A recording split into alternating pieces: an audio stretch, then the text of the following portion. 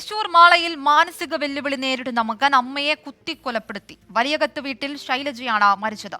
തമാശ പറഞ്ഞത് ഇഷ്ടപ്പെടാത്തതിനെ തുടർന്നാണ് അമ്മയെ മകൻ ആക്രമിച്ചതെന്നാണ് പ്രാഥമിക വിവരം.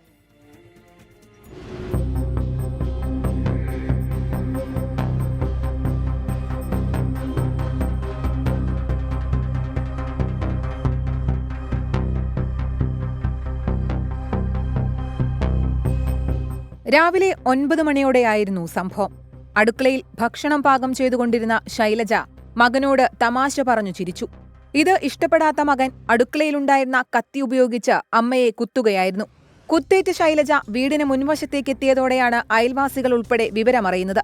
കുത്തേറ്റ് രക്തം വാർന്ന് അവശയായ ശൈലജയെ അയൽവാസികൾ ചേർന്ന് മാളയിലെ ആശുപത്രിയിൽ എത്തിച്ചെങ്കിലും ജീവൻ രക്ഷിക്കാനായില്ല.